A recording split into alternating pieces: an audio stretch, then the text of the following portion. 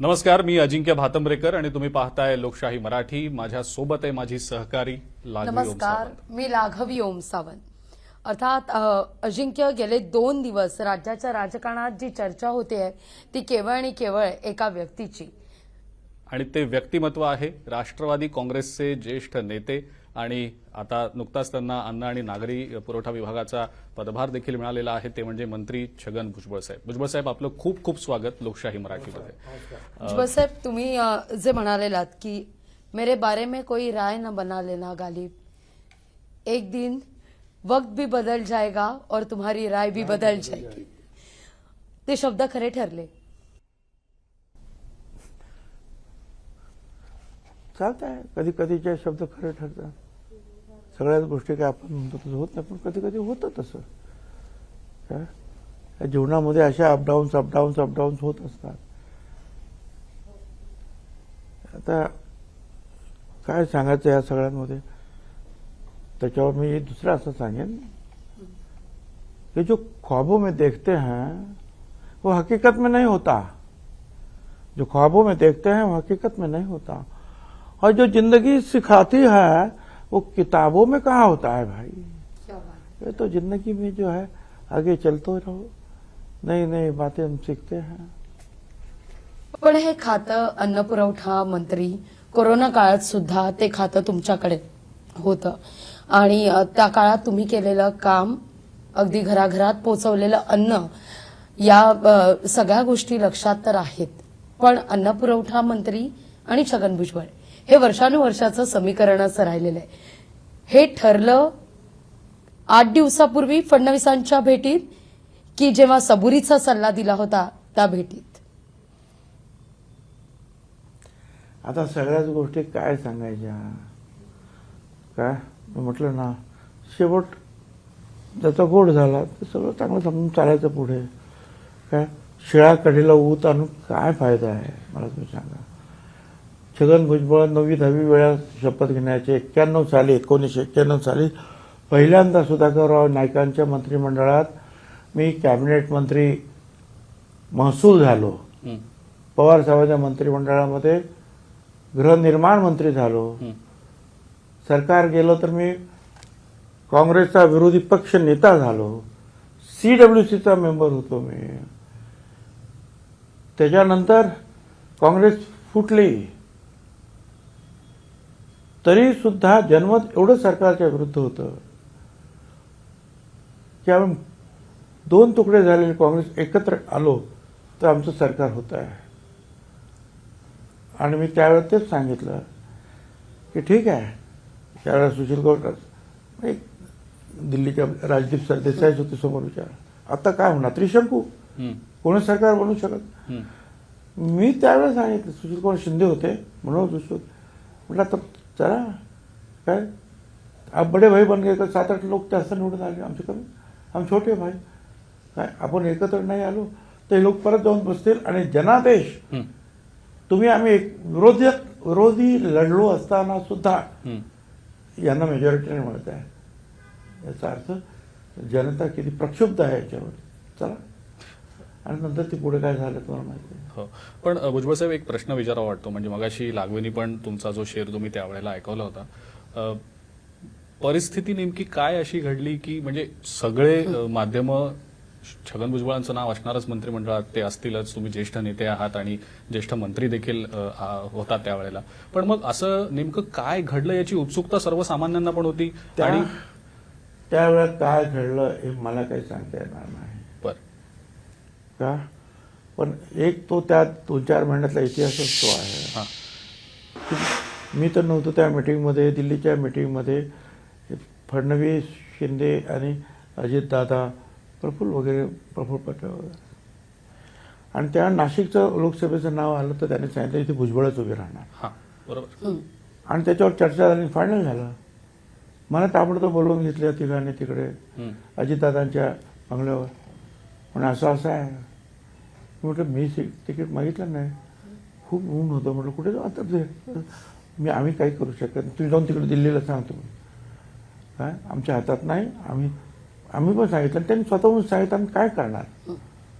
ठीक आहे म्हटलं जातो. सुदैवाने नाशिकमध्ये आपण जे काही काम केलं, विशेषतः डेव्हलपमेंट हं. त्या डेव्हलपमेंटच्या प्रश्नावर जे आहे सगळेच आमच्याबरोबर, म्हणजे अगदी मराठा समाजाचे सुद्धा लोक त्यांनी नाशिकच्या सुधारणा फक्त भुजबळ साहेब करतात म्हणून ते मुस्लिम समाज, दलित समाज, आदिवासी समाज, मारवाडी, गुजरात, ब्राह्मण समाज त्याने सुद्धा येऊन अक्षता वेळ टाकून आणि आता जोरात तयारी आणि फक्त आता नाव जाहीर व्हायचं. माझं काही नावच जाहीर होईना महिनाभर. मग मी सांगितलं काहीतरी गडबड आहे. आता मी स्वतःच विड्रॉ होतो. काय आता दिवस कमी राहिले, लढा होता. त्याचा परिणाम 2-4-5 सीटवर झाला. नंतर निवडणुका झाल्या. आम्ही थोडा सेटबॅक बसला युतीला. मग राज्यसभा आली तर मग त्या सुनेत्रा वहिनी ज्या तिथे लोकसभेला पराजित झाल्या होत्या त्यांना ते म्हटलं देऊन टाका. दुसरे आले कोण, नितीन पाटील, त्याला मी पाहिलं ना, पण मकरंद पाटीलचे भाऊ मला माहीत, आमदाराचे भाऊ आहेत, ते माहीत नाही कोण आहेत. आणि त्यांना शब्द दिला. अरे म्हटलं काय म्हणायचं का, पण तुमची गरज इथे आहे महाराष्ट्रात. ही शब्द नाही की तुमची महाराष्ट्रात गरज आहे काय. आणि ते मागचा त्याला पार्श्वभूमी काय होती तर लोकसभेमध्ये सेटबॅक. बरोबर. आणि परत जर सरकार आणायचं असेल तर आपण सगळ्यांनी प्रयत्न करायला पाहिजे. तुम्ही इथे थांबून लढलं पाहिजे. असं ठीक कोण आहे. म्हणालं? हा? असं दादा म्हणाले. हा, दादा आणि आमची सगळी मंडळी. म्हणजे तुमची चर्चा झाली त्यावेळेला हा त्या विषय discuss झाला. चर्चेमध्ये हं. म्हटलं मग ठीक आहे, मी लढतो. हं. आणि तुम्हाला सांगतो ते अंतरवाली सराटीचे नेते आहे हां. हं. महाराष्ट्रात कुठे गेला नाही. 2 दिवस तिकडे बसले रात्री 2-2 वाजेपर्यंत. आणि तुम्ही एक लक्षात घ्या, काही लोक 4,000 मतांनी त्याच्या अगोदर निवडून आलेले लोक, फक्त ओबीसी मतं आणि लाडकी बहीण लाखाच्या वर त्यांना मताधिक्य झालं. हं. आणि मी नेहमी 60,000चं मताधिक्य माझं हं. माझं कमी झालं मताधिक्य. चांगलं काम करू. पण सगळे लोक लहान लहान समाजापासून सर्व धर्माचे लोक एकवटले निवडून आलो. गावागावामध्ये असे रिफ्ट पडले हं. समाजामध्ये. आणि मग ते म्हणायला लागले की बा तुम्ही आता राजीनामा द्या. 8 दिवसात 10 दिवसात राजीनामा द्या. हं. तुम्ही राज्यसभेवर जा. आम्ही त्यांचा राजीनामा घेतो नितीन पाटील. म्हटलं आता कसं शक्य आहे. गावागावामध्ये वातावरण अतिशय वाईट निर्माण झालं. लोक काय म्हणते, ज्याच्यासाठी आम्ही वाईटपणा गेला तोच आम्हाला सोडून गेला. मला 2 वर्ष द्या, मी 2 वर्षांनी तुम्ही म्हणाल तेव्हा जातो. तो वातावरण शांत होईल, मी सगळ्यांना समजवतो. बसू म्हणाले, बसले नाही. मला वाटलं माझं नाव येईल, आलं नाही, म्हणून मला थोडंसं वाईट वाटलं. पण भुजबळ साहेब, सामाजिक सलोख्याविषयी विचारतो तुम्हाला, कारण आता उल्लेख झाला तुमच्या बोलण्यामध्ये सुद्धा की हा ताण किंवा हा तणाव इतका का वाढला, म्हणजे इतक्या पराकोटीला का गेला. सोशल फॅब्रिक जे आहे त्याला सध्या धक्का पोचतो की काय, अशी परिस्थिती निर्माण झाली. आणि गेले काही वर्ष आपण सातत्यानं पाहिलं त्याबद्दल सुद्धा. ही परिस्थिती निवळावी यासाठी सातत्याने प्रयत्न सुद्धा झाले. पण मग आता नेमकं काय करता येऊ शकेल असं वाटतं तुम्हाला या सगळ्या परिस्थितीला? कशाबद्दल म्हणता आपण? मी सगळ्याच गोष्टींबद्दल, तुम्ही आता अंतरवाली सराटीचा हा, उल्लेख केला. बोला. मग ते सांगा ना. हा, मग त्या अनुषंगानेच मी तुम्हाला म्हणतोय की ज्या पद्धतीचा तणाव निर्माण झाला, तुम्ही उल्लेख त्याचा केलात, आता नेमकं काय करता येऊ शकतं असं वाटतं? हा तणाव निर्माण करण्यासाठी मी काही प्रयत्न केले नाहीत. हं. त्याच्यावर 2-3 महिने ते महाशय मला वाटेल तसे बोलत होते. मला माहितीच नाही कोण आहे म्हटले. जाऊ द्या म्हटलं, काय त्यात लक्ष दिलं नाही. पण ज्या वेळेला बीडमध्ये आमदारांची घरं जाळली, हॉटेल जाळले गेले, शिक्षण संस्था जाळल्या गेल्या, काही लोक तर गेलेच. ते लहान लहान मुलं सफोकेशन आहे त्या क्षीरसागरच्या घरातले. त्यावेळेला छगन भुजबळ तिथे धावला. का? जणू काही सरकारच नाही, पोलिसच नाही. आणि ते बघून मी म्हटलं नाही, आता मला लढायला उभं राहिलं पाहिजे. तारीख ठरवली. मी 17 ऑक्टोबर 16 तारखेला मी राजीनामा दिला. कारण मला सरकारच्या विरुद्ध बोलावंच लागेल आता. अशा परिस्थितीत मी राजीनामा दिला आणि गेलो. वाटेत फोन आले की तुम्ही बोलू नका, राजीनाम्याचं बाकी काय बोलायचं तर बोला. बरं. मग 2 लाखाच्या 3 लाखाच्या मिटिंग झाल्या आमच्या सगळीकडे. काय आणि सगळं जे आहे ओबीसी, त्याला दलित, अमुक सगळेच एकवटले. आमचं म्हणणं काय, तुम्ही घ्या, मी कुठे विरोध करतो. ज्या ज्यावेळेला मराठा समाजाला आरक्षण द्यायचा मुद्दा आला त्यावेळेला पहिला हात मी वरती केला, हो. द्या. पण तुम्ही अगोदरच आमच्या इथे जे आहे आम्हाला 54% लोकांमध्ये आम्हाला अर्जच मिळालेला आहे. हम्म. आणि त्याच्यामध्ये तुम्ही जर येऊन बसलात तर भटक्या विमुक्त सगळे लहान लहान समाजाला काय भेटणार आहे. हम्म. छगन भुजबळ आरक्षण स्वतःसाठी नकोच आहे. हम्म. तो आरक्षणामध्ये मोठा झाला नाही आहे. तो फक्त बाळासाहेब देसाईने म्युन्सिपाल्टी किंवा प्रायमरी शिक्षणात त्यावेळेला जे काही उत्पन्नावर फ्री शिक्षण दिलं त्यातून मी म्युन्सिपाल्टीत शिकलो मुंबईच्या. बाकी आरक्षण नव्हतं पण तेव्हा मिळालं पण घेतलं पण नाही, मुलाबाळांना पण नको. पण एक छगन भुजबळ म्हणजे अख्खा ओबीसी समाज नव्हे, हम्म. तो जवळजवळ 7.5 कोटी असेल, 7 कोटी असेल. हम्म. आज खेड्यापाड्यात जाऊन बघा परिस्थिती काय आहे. आणि तुम्हाला सांगतो या संदर्भामध्ये मी 35 वर्ष मागणी करतोय. समता परिषदेची स्थापना झाली 92 मध्ये, तेव्हापासून पहिला मुद्दा आमची जातगणना करा. अगदी याच मुद्द्यावर मला खरं आम्ही तर- जातगणना करा. ऐकून घ्या. रामलीला मैदानावर अख्खं मैदान भरलं आम्ही, अख्ख्या देशातले लोक आले. आमची जातगणना करा. बिहार पटनाचं 7 लाख लोकांचं गांधी मैदान आहे, हम्म. आमची जातगणना करा. हरियाणामध्ये गेलो, पंजाबमध्ये गेलो, युपी, मध्य प्रदेश, सगळीकडे गेलो. आमचा तोच मुद्दा होता. 2010ला समता परिषद सुप्रीम कोर्टात गेली. हम्म. 2011ला जी जनगणना होईल त्याच्यामध्ये आमची जातगणना करा. हम्म. सुप्रीम कोर्टाने नोटीस दिली भारत सरकारला, तुमचं काय म्हणणं आहे. मी समीर पवार म्हटलं, तू खासदार आहे, हम्म. आवाज उठवा बरोबर. पार्लमेंटमध्ये. तो उभा राहिला. स्वर्गीय गोपीनाथजी मुंडे ताबडतोब त्याच्या पाठीशी उभे राहिले. मग सगळे लालू प्रसाद यादव, मुलायम सिंह यादव, हे हनुमंतय्या, काँग्रेसचे लोक, सर्व पक्षाचे 100 खासदार उभे राहिले. आणि प्रणब मुखर्जींनी सांगितलं, मंत्री, की आम्ही जातगणना करतो. हम्म. सुप्रीम कोर्टाने सांगितलं, आता आम्ही केस मागे घेतली. हम्म. त्याने ती जातगणना तुमच्या जो जनगणना आयुक्त आहे हम्म. त्या कार्यालयामार्फत नाही केली. गावचे ग्रामविकास खात्याने करावे, शहरातले नगर विकास खात्याने करावे. आणि त्यातून आम्हाला न्याय मिळाला नाही. कारण अजून सेन्सस कमिशनर असतो, ते जेव्हा करायला येतात त्याच्यामध्ये जर तुम्ही चुकीची माहिती दिली तर 2-3 वर्षाची सजा आहे. हम्म.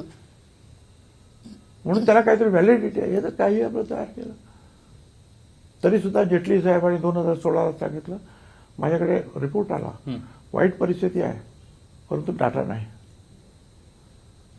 सुमित्रा महाजन ताई अध्यक्ष व्हायच्या अगोदर 16 खासदारांची कमिटी झाली, रिपोर्ट दिला, वाईट परिस्थिती आहे, यांना दलित आदिवासी सारखे निधी द्यायला पाहिजे. मनमोहन सिंग कमिटी, त्याच्यामुळे पवार साहेबचे तर बरोबर आहे की नाही, परिस्थिती वाईट आहे, द्यायला पाहिजे, पण डाटा नाही. आणि तो डाटा मिळालाच नाही, गजगज झाली. हो. आणि मग अचानक त्यावेळेनंतर आमचं सरकारच नव्हतं हो. 15 नंतर. आणि मग ते कोर्टामध्ये जे कोणतरी गेलं खानविलकर साहेबांच्या, आणि तिथे असं असं आहे ते इम्पिरिकल डाटा वगैरे, तर तुम्हाला सगळं माहिती आहे काय झालं ते. ना फडणवीस साहेब ते करू शकले, आणि आमच्या वेळेला तर करोनाच सुरू झाला. आणि मग त्याचं झालं असं की कसा तरी एक आयोग पाठवून, निरगुडकर आयोग, तो त्याने फेटाळून लावला. आणि 92 ठिकाणी पाऊस असताना 0 आरक्षणामध्ये आमच्या महाराष्ट्रात निवडणुका झाली.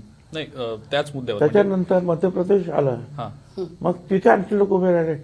आता काय म्हणणं आहे, यांच्याकडे पण नाही इम्पिरिकल डाटा. त्याला शिवराज चव्हाण तिथे मुख्यमंत्री आहे.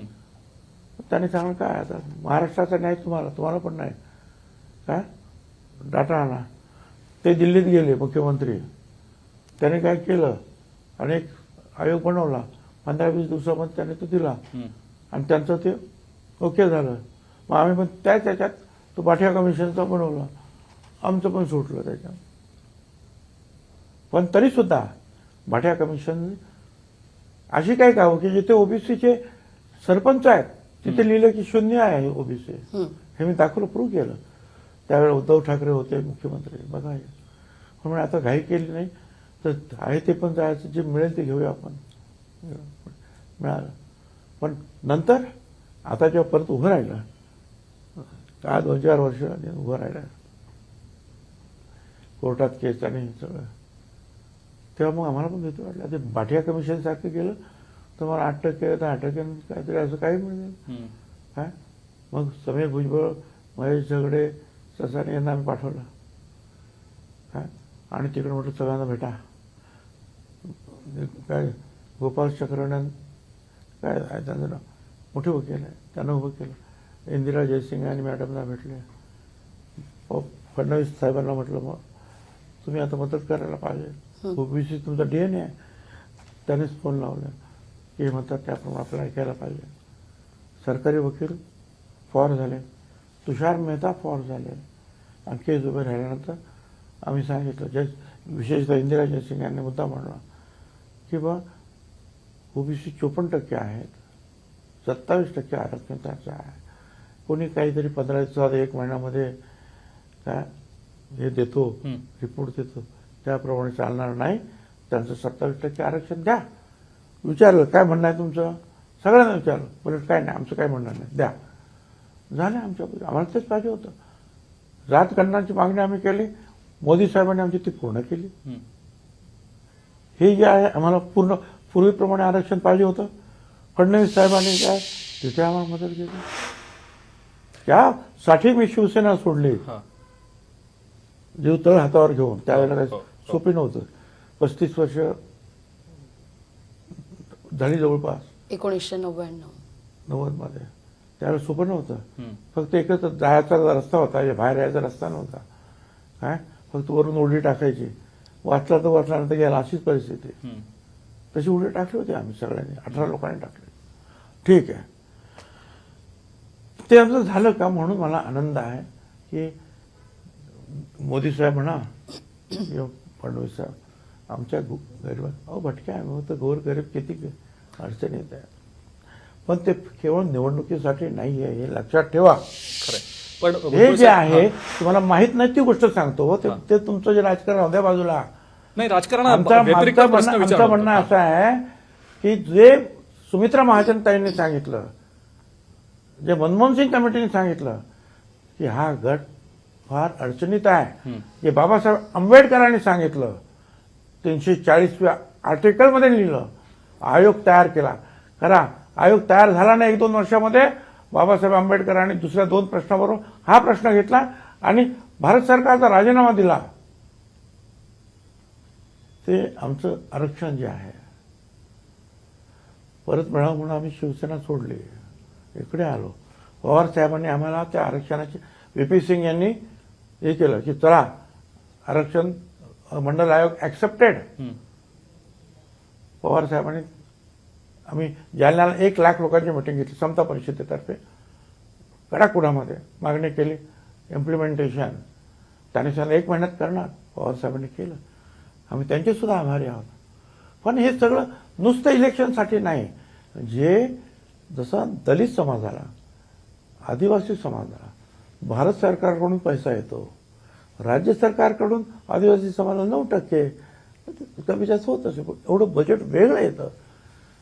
तसं या 54% भटक्या विमुक्त गोर गरिबांना वेगळा निधी मिळेल. त्यांच्या शिक्षणासाठी, त्यांच्या आरोग्यासाठी, त्यांच्या महिलांसाठी आणि घरांसाठी खूप प्रश्न आहेत त्यांच्या इतरांसारखे. त्यांना तो पैसा मिळेल. राजकारण तर चालणारच आहे. हा मुद्दा आहे त्याच्यामध्ये महत्वाचा, जो अनेकांना माहिती नाही की आम्ही का लढतो. मी छगन चंद्रभागा चंद्रकांत भुजबळ गांभीर्यपूर्वक प्रतिज्ञा करतो की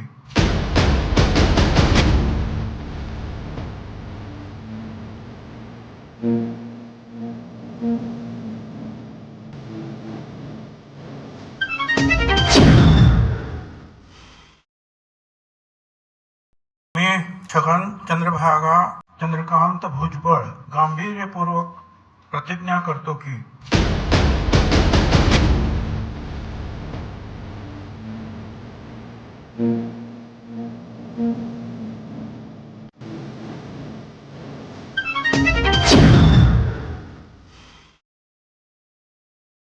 हे टायमिंग फार महत्वाचं मानलं जात आहे. तुमची मंत्रिमंडळात एंट्री होणं, स्थानिक स्वराज्य संस्थांच्या निवडणुका, जातनिहाय जनगणनेसंदर्भात झालेला निर्णय, त्यामुळे त्या निमित्तानं भुजबळांच्या निमित्तानं एक मंत्रिमंडळाला बळ मिळालेलं आहे या सगळ्याला, असं नाही का वाटत?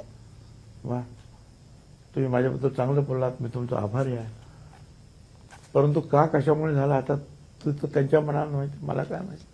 पण तुम्ही चांगली गोष्ट मांडली. नाही, भुजबळ साहेब म्हणतायत सगळे तसं, कारण मंत्रिमंडळात ज्येष्ठ नेत्याची मंत्री म्हणून गरज होती. तुमच्या समावेशाने ती गरज पूर्ण झाली. असं आहे, मी त्यामुळे माझ्या स्वतःच्या तोंडाने मोठं पण सांगण्यापेक्षा तुम्ही सांगताय ना ते पुरेसं आहे. पण हे नागपूरलाच होणार होतं. म्हणजे तुम्ही स्वतःच परवा सांगितलं की देवेंद्र फडणवीस असू देत किंवा अमित शहा असू देत, ते फार आग्रही होते तुमच्या नावाविषयी. पण मग असं नेमकं काय होतं की कुठेतरी अडत होतं? परत तुम्ही मलाच विचारता, त्याचं काय मी उत्तर देऊ? नाही, पण भुजबळ साहेब, मुद्दा तुम्ही मगाशी बोलता बोलता म्हणालात की लोकसभेसाठी तुम्ही ज्या वेळेला इच्छुक होतात, राज्यसभेच्या वेळेला पण तुम्ही म्हणालात की विचार व्हायला हवा होता. तुम्ही तसं बोलून सुद्धा दाखवलं होतं. पण भुजबळांची जायची तयारी होती केंद्रीय राजकारणामध्ये, पण गरज राज्यामध्ये जास्त, म्हणून तुम्हाला परत इथे. बरोबर. या सगळ्या पार्श्वभूमीवर आता ज्या वेळेला राज्यातलं राजकारण एका वेगळ्या पद्धतीनं बदलतंय की काय असं वाटतंय, हे राजकारण अजून बदलेल पुढच्या काळात असं वाटतं तुम्हाला? हे बघ, राजकारणामध्ये कधी काय बदल काय सांगता येतं? खरंय. असं वाटलं होतं का 19 सालामध्ये 2019ला जिथे भाजप शिवसेना बहुमत होतं, परंतु ते होऊन दुसरं सरकार येईल. खरं. आणि जेव्हा उद्धवजी बसले तेव्हा कुणाला वाटलं होतं शिवसेनेमध्ये असं बंड होईल आणि सरकार बदलेल? राजकारणामध्ये काय होतं काय मी सांगू आता पुढे. खरंय. आणि पण एक म्हणूनच आहे, आम्ही एकत्रित काम करतो आहोत आणि ओबीसीचा एक नेता म्हणून मला आनंद आहे की जे काही निर्णय भारत सरकार, राज्य सरकार घेते ते गोरगरिबांसाठी, मागासवर्गीयांसाठी चांगला आहे. त्यामुळे त्यात मला आनंद आहे. पवारसाहेबांनी एकीकडे पवारसाहेबांनी ती भूमिका वठवली, म्हणून आम्ही त्यांचे सुद्धा आभार मानतो. दोन राष्ट्रवादी एकत्र येणार अशी ही चर्चा आहे. तुम्ही जसं म्हणताय की राजकारणात काही होऊ शकतं. हो ना, राजकारणात काय होऊ शकतं. आता हे सगळं तुमचं तुम्हाला असं वाटतं का की दोन होते, ती चर्चा तुम्ही सुरू केली, चर्चा मीडियाने सुरू केली, तर तशा त्यांचं हां. अशी भावना असेल चांगल्या म्हणून की असं दोघे एकत्र यावे, नाही, दोन भुजबळ साहेब तसे संकेत राज आणि मिळाले. उद्धव एकत्र यावे, दोन पवार एकत्र यावे. नाही, मला त्याबद्दल जेव्हा विचारायचं विचारलं तेव्हा मी सांगितलं, बाबा दोन कुटुंब एकत्रित येत असेल तर माझ्या एवढा आनंद कोणाला होणार? आनंद आहे. पण ते येतील का? काय आपापल्या राजकारणाच्या वाटा सोडून एकाच वाटेवर जाण्यासाठी ते दोघे म्हणा किंवा हे दोघे तयार होतील का?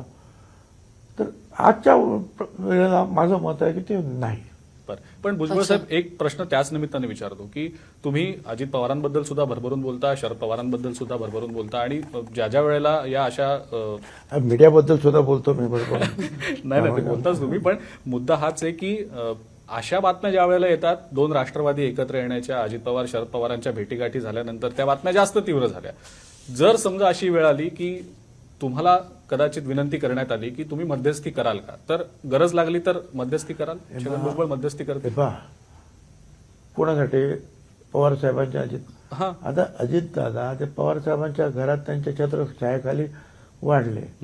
आजही वेगवेगळ्या सामाजिक कार्यामध्ये किंवा ऊस कारखान्याचा प्रश्न, दुधाचा प्रश्न आहे, सगळं ते एकत्रित बसून चर्चा करतात. त्यांना मध्यस्थीची गरजच काय?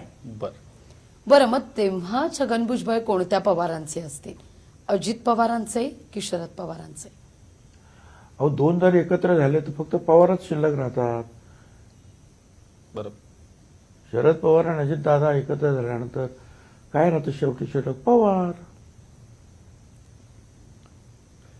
ठाकरे बंधूंचा देखील उल्लेख केला भुजबळ साहेब. खूप डिप्लोमॅटिक तुम्ही उत्तर दिलंय. भुजबळ साहेब, तुम्ही उल्लेख केला जाता ठाकरे बंधूंचा सुद्धा, आणि त्या बाबतीत सुद्धा गेले काही दिवस सातत्यानं चर्चा आहे, तुम्ही बातम्या ऐकल्याच असतील. त्या दोघांच्या विषयी काय नेमकं त्यांनी भविष्यात एकत्र यावं न यावं त्याचा निर्णय ते घेतीलच, पण राज्याच्या राजकारणावर त्याचे नेमके काय परिणाम होतील असं वाटतं तुम्हाला? एक कार्यकर्ता आपला वाढला तर असं आम्हाला वाटतं की आमचा पक्ष वाढेल. हं. आता सुद्धा अजितदादा किंवा तटकर्णी सगळी मंडळी गावोगावी जातात. कधी याचा प्रवेश होतो, कधी त्याचा प्रवेश होतो. का काम तर पार्टीची शक्ती वाढेल.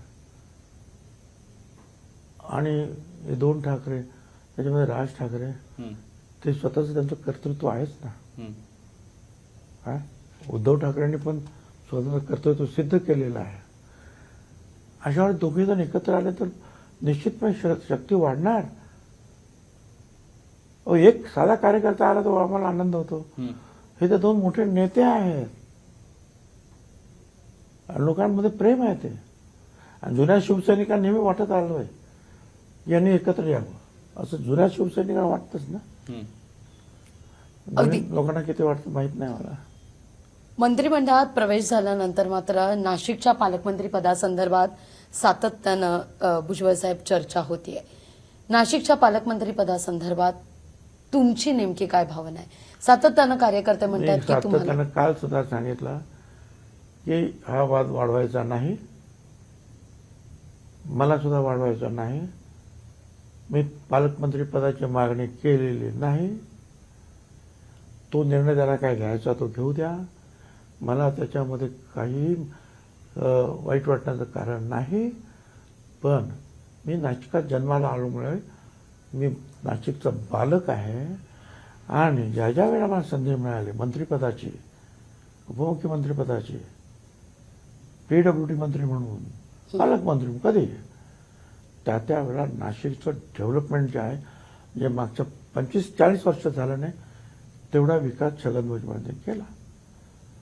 आता माझं म्हणणं असं आहे की मी सगळ्यात सिनियर आहे. मी 91 सालापासून मंत्रिमंडळात आहे. कुठल्याही मंत्र्यांना सांगितलं की नाही हे असं करायला पाहिजे तर ते सन्मानाने त्याच्यावर लक्ष देतात. उद्या कुणीही जरी पालकमंत्री झाला आणि मी सांगितलं की नाही आपल्याला असं केलं पाहिजे हे उत्तम होईल तर ते कोणी नाही म्हणणार आहे. शेवटी नाशिकाची डेव्हलपमेंटच करायची आहे ना. लोकांचे गरिबांचे प्रश्न सोडवायचे आहेत ना. तर छगन भुजबळच्या शब्दाला एवढी तर कमी किंमत नक्कीच आहे. जेव्हा मंत्री नव्हतो तेव्हा सुद्धा माझे PA जायचे मंत्र्यांकडे, उपमुख्यमंत्र्यांकडे सगळे. तो पहिल्यांदा भुजबळांचं पत्र आलेलं आहे ताबडतोब काम करा. हे जर प्रेम जर मी मिळवलेलं आहे आता कुठल्याही पदावर असलं तर काय फरक पडतोय. म्हणून म्हटलं अजिबात या भानगडीत वाद वाढवायचा नाही. किंवा मिळालं काम करा, नाही मिळालं तरी काम करायचं. मान्सून जो होईल त्याला पूर्ण सहकार्य करणार. अगदी. अन्न पुरवठा मंत्री आता तुम्ही झाला आहात, ते खातं तुम्हाला मिळालंय. मान्सून पूर्व पाऊस इतका पडलाय की शेतकरी अक्षरशः मेटाकुटीला आलाय, हवालदिल झालाय. या दृष्टिकोनातून तुम्ही आवाजही उठवला. पहिल्या कॅबिनेटच्या बैठकीमध्ये देखील तो मुद्दा तुम्ही स्वतः मांडलात. या सगळ्या मुद्द्यावर आता भुजबळांचा नेमका काय रोडमॅप असणार आहे? असं आहे, शेवटी जे आहेत हे जेव्हा अवकाळी पाऊस असेल, दुष्काळ असेल त्यावेळेला भारत सरकार कशी मदत करतं, राज्य सरकारने कशी मदत करायची याचे ठोकताळे बांधलेले आहेत, नियम बांधलेले. फक्त त्याप्रमाणे जायचं असतं. आणि मी तो प्रश्न तिथे तेवढंच सांगितलं की आपण पाहिलं की अख्ख्या महाराष्ट्रामध्ये पावसाचा धुमाकूळ आहे. काय कांद्याचे जे आहेत राशीच्या असे वाहून गेलेले आहेत. पाहिलं तुम्हीच लोकांनी दाखवलं. आपली अडचण नसेल काही अर्थ खात्याची, पण आज या शेतकऱ्याला उभं करणं आपलं काम आहे. आणि त्याच्यावर त्यांनी सांगितलं की नक्की आपण मदत करणार. आणि चीफ सेक्रेटरी सगळ्या सेक्रेटरी सांगितलं की त्यामुळे कामाला लागा, पंचनामे करा, आपल्याला काय मदत करायची किती करायची ते ठरवू आपण. माझं काम केलं ना. अन्न आणि नागरी पुरवठा मंत्रिपदाचा तुम्ही पदभार स्वीकारलात आणि आता या पुढच्या काळात नेमकी काय आव्हानं वाटतात तुम्हाला आधी ज्या वेळेला हे खातं तुमच्याकडे होतं त्यावेळेला आणि गेल्या काही कालावधीमध्ये काही त्यात बदल झाला का काही वेगळी आव्हानं नाही, समोर आली नाही, का आव्हानं आणि वगैरे- आणखीन एक याला जोडून एक प्रश्न विचारतो भुजबळ साहेब की रेशन दुकानांच्या विषयीच्या अनेक गोष्टी समोर आल्या तक्रारी देखील केल्या गेल्या गैरव्यवहार गैरप्रकारांचा मुद्दा समोर आलेला होता म्हणजे सगळ्याच दुकानांमध्ये होतं असं नाही काही ठराविक ठिकाणी असं होतं पण ज्या वेळेला तक्रार केली जाते किंवा सांगितलं जातं त्यावेळेला तो मुद्दा फार प्रकर्षाने समोर येतो आणि दुसरा मुद्दा जो सातत्यानं विचारला जातो त्याबद्दल तुम्ही कदाचित ऐकलंही असेल शिवभोजन थाळी संदर्भातला आता काय नेमकं पुढे आहे त्याबद्दल आपल्याला कल्पना आहे का किती दुकान आहेत राज्यामध्ये 54,000. हो आता 54,000 दुकानांमध्ये ह्या सगळ्या लोकांनी कोरोनामध्ये सुद्धा आणि काही लोक खरोखर मृत्युमुखी पडले. दुकानं उघडली, लोकांना दिलं, अन्नधान्य पोचवलं, घरात पोचवलं प्रत्येकाने. निघतात 7, 8, 10 लोक असे पण निघतात 54,000मध्ये. पण आमच्या लक्षात आल्यानंतर आपण त्याच्यावर कारवाई करतो. येस आता अनेक प्रश्न आहेत. पाऊस मशीन जरा जोराचा पाऊस झाला का काल मी येवल्याला होतो गेली लाईट वीज बंद. आता पाऊस मशीन कशी चालायची. पण आता पाऊस मशीनमध्ये आणखीन काहीतरी मॉडिफिकेशन निघालेले आहेत हे सगळे डायरेक्ट बरोबरचे आहेत भारत सरकारपासून माहिती जाऊ शकते. मग आता त्याच्यावर काय करायचं आहे. हा पाऊस आला गोडाऊन तुमचे खराब झाले 40% गोडाऊन जे आहेत तेवढी खराब आहेत की त्याच्यामध्ये गळती आहे काय करायचं. ते गळ्यात धान्य खराब होणार ते बांधावे लागणार मला. त्याच्यानंतर आज आम्ही जे 1 लाख लोकांचा ज्यांच्याकडे कार्ड आहे तर सगळ्यांना देऊ शकत नाही कारण कोटा एवढा आहे की फक्त आम्ही शहरातील 59,000 आणि गावामध्ये 45,000 रुपये उत्पन्न त्यांना देऊ शकतो. आम्हाला नेहमी वाटतं की नाही आपण आणखी 59 65-70 का करू नये. पण त्याच्यामध्ये मग आम्ही आता ड्राईव्ह सुरुवात केली मी असतानाच आणखी पुढे जातो आपण की जे पात्र नाहीत त्याच्यासाठी ज्यांचं काही इन्कम चांगलं आहे सगळं काही चांगलं आहे व्यवस्थित हे गरिबांसाठीच आहे. ते सुद्धा जर घुसले असतील तर त्यांना काढा. तसे 4-5 लाख लोक सुद्धा काढले.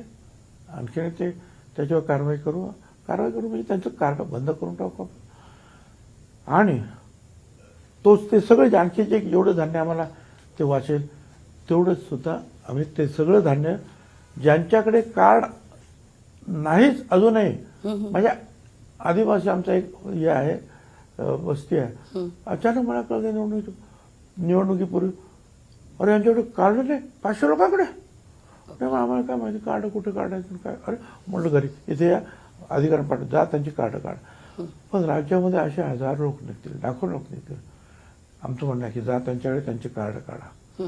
त्याच्यातून सुद्धा धान्य वाचत असेल तर 59,000 45,000ची जे आहे लिमिट वाढवा. आणि त्यासाठी जे आहे आम्ही जादा धान्याची मागणी सुद्धा जी आहे आम्ही भारत सरकारकडे केली आणि त्यांना सांगितलं की आम्हाला धान्य द्या. म्हणजे आता जो 7,16,000 एवढा लोकांना आम्ही धान्य देतो 7,16,000 आम्ही तो 8,20,00,000 लोकांना धान्य मिळालं पाहिजे म्हणून जादा धान्य सुद्धा भारत सरकारकडे मागतो. तर अशा काही गोष्टी आहेत की त्याचा आम्हाला पाठपुरावा करावा लागेल आणि माझी खात्री आहे की प्रश्न आपण सोडू. अगदी भुजबळ साहेब आपला वेळ आणि संपतो. शिवभोजन हो शिवभोजनचा मुद्दा शिवभोजनचा राहिला. मुद्दा राहिला. शिवभोजन बंद होणार नाही. ठीक आहे पैशाच्या अडचणीमुळे थोडं मागे पुढे होत आहे. मला हे कबूल आहे की दुसरे कॉन्ट्रॅक्टर वर्षे थांबू शकतात तसे गोरगरीब थांबू शकत नाही. 2 लाख लोक जे आहेत त्यांना एक वेळचं जेवण मिळतं. एका माणसावर समजा 5 माणसं जर असतील तर 10 लाख लोकांना थोडंफार तरी मदत झाली. 2,000 केंद्र चालवले 10 माणसं एका केंद्रावर कामाला असतील तर तुम्ही सांगा 20,000 माणसं जे आहेत त्यांचं पोट त्याच्यावर भरतंय आणि खर्च 140 कोटी रुपये. तर मी त्या दिवशी सांगितलं की असं करू नका आणि ते त्यांनी मग ठरवलं की नाही आपण चालू ठेवू त्यामुळे ते चालू राहील. अगदी भुजबळ साहेब अगदी शेवटचा मुद्दा जेव्हा सरकारमध्ये असतानाही किंवा सरकार बाहेर असतानाही भुजबळांनी कधी स्वतःला बंधनं नाही घातली. भुजबळ साहेब नेहमी तडफदार व्यक्तिमत्वाचेच राहिले जे पटतं तेच बोलत राहिले, मग सरकारमध्ये असो किंवा सरकार बाहेर असो. मागच्या अधिवेशनात पाहिलं असेल तुम्ही. अगदी हाच अंदाज आता कॅबिनेट मंत्री झाल्यानंतर सुद्धाच भुजबळांचा कायम राहणार आहे का? अहो, पहिल्याच मीटिंगमध्ये मुद्दे मी उपस्थित केले ना, जे तुम्ही सांगता. शेतकऱ्यांच्या बाबतीत उपस्थित केले. पाण्याच्या धरणाचा प्रश्न आला त्यावेळी मी म्हटलं की आपण शेतकऱ्यांचंच पाणी घेतो आहोत. हे मुंबई पुणे शहरांमध्ये, मुंबईला समुद्र किनारा आहे, डिसॅलिनेशन ऑफ वॉटरचं आहे. काय तो मोठ्या प्रमाणावर वाढवा. जे मोठे 5 स्टार हॉटेल्स आहेत, मोठ्या मोठ्या कंपन्या आहेत, त्यांच्याकडून त्या पाण्याचे पैसे घ्या, गरिबांना फुकट द्या, मध्यमवर्गीयांना फुकट द्या. त्यांना सांगितलं की नाही, आम्ही ते काम हळूहळू सुरू केलं, तो वाढवू आपण. काय परत जे पाणी जे आहे वाया जात आहे, पॉवर जनरेशन नंतर कोकणात सुद्धा होऊन जात आहे, ते परत आणता येतील का, तेव्हा आपण बघू. त्याच्यावर अभ्यास चालू आहे. नंतर मुंबईचे प्रश्न निघाले. अगदी म्हटलं मुंबईबद्दल मला तर काही कळत नाही. आमच्याकडे एक DT जोसेफ म्हणून UD सेक्रेटरी होते. 1.33 FSI मुंबईला, बाहेर एक, इथे 1.33. बँकांनी बांधलेले मॅझनेन फ्लोर असं ना अर्ध्या प्रमाणात, ते सुद्धा त्यांनी सांगितलं FSI मध्ये मोजणार, काढून टाका. बँकांचे सुद्धा काढले, अजिबात नाही. आता म्हटलं काय 5-10 काय वाटेल ते तुम्हाला, तुम्ही FSI मुळे मोठ्या मोठ्या इमारती उभ्या राहतात. ह्या तुमच्या झोपडपट्टी पुनर्निर्माण, त्या झोपडपट्टीच्या बिल्डिंग उभ्या राहिल्या, त्या परत म्हणजे व्हर्टिकल झोपडपट्टी उभी राहिली, ते परत पडायला आल्या. त्याचं परत आता रिडेव्हलपमेंट करायला लागणार.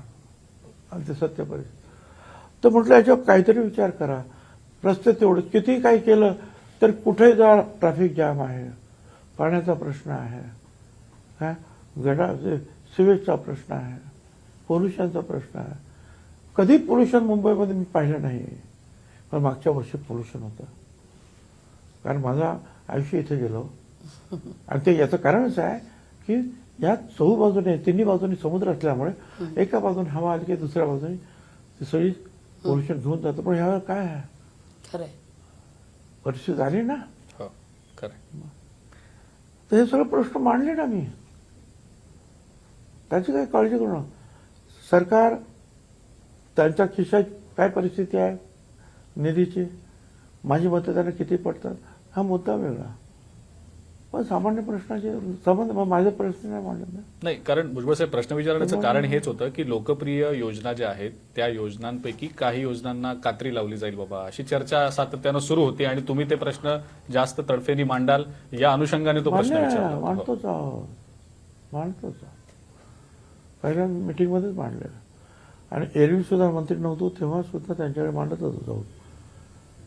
फडणवीसांना मी जेव्हा भेटायला जायचो तेव्हा हे प्रश्न घेऊनच जायचं भेटायला. शेवटचा प्रश्न विचारतो. छगन भुजबळांची आत्ताची मोठी काही महत्वाकांक्षा आहे का? काही असं करणं काम बाकी आहे का, जे वाटतं छगन भुजबळांना की हे होणं फार गरजेचं आहे, देशासाठी गरजेचं आहे, राज्यासाठी गरजेचं आहे, आणि तुम्ही जसा उल्लेख केला ओबीसी समाजासाठी गरजेचं आहे? मला ओबीसी, दलित, आदिवासी, मागासवर्गीय सगळ्यांना त्यांच्यासाठी जास्तीत जास्त काय करता येईल, त्यांच्या विद्यार्थ्यांसाठी काय करता येईल, घरादारांसाठी काय करता येईल, ते प्रश्न जे आहेत त्याची तड लावण्यासाठी मी भांडत राहीन. 35 वर्ष मी हे व्रत धारण केलेलं आहे, तेच पुढे नेणार. आणि तेच प्रेम लोक माझ्यावर करतात, तेच प्रेम वेगवेगळे राजकीय पक्ष, राजकीय नेते करतात. आणखीन काय पाहिजे आपल्याला? कुठेही गेलो कुठल्या राज्यामध्ये तर जाहीर सभा 10-20 हजाराची तर घेऊ शकतो. राज्यात काय राज्याच्या बाहेर ठरवून गेलो तर लाखाची सुद्धा घेत होत. हे प्रेम आहे ना, हे प्रेम लोकांचं वाढत जावं, ती शक्ती, ते बळ मिळावं. लासलगाव येवला मतदारसंघात थोडा अडचणीचा असताना मुंबईच्या तर अनेक लोकांना म्हणजे पार्टी ऑफिसमध्ये भुजबळ येणार नाही, भुजबळ आला आणि चांगलं 27-28 हजार मतांनी आलं, थोड्या नाही. हे प्रेम कसं आहे, हे प्रेम मिळालं ना कोणाला नसा, ते प्रेम मिळावं एवढीच इच्छा आहे बस. ठीक आहे. अगदी भुजबळ साहेब, आम्हाला वेळ दिलात आणि प्रत्येक प्रश्नांची तितक्याच दिलखुलासपणे आणि तुमच्या शैलीत उत्तरं दिलीत, त्याबद्दल तुमचे मनापासून आभार. भुजबळ साहेब खूप खूप धन्यवाद लोकशाही मराठीशी बोलल्याबद्दल. याच नोटवर आता वेळ झाली आहे इथंच थांबण्याची, पण अपडेट होण्याकरता पाहत रहा लोकशाही मराठी. चंद्रभागा चंद्रकांत भुजबळ गांभीर्यपूर्वक प्रतिज्ञा करतो की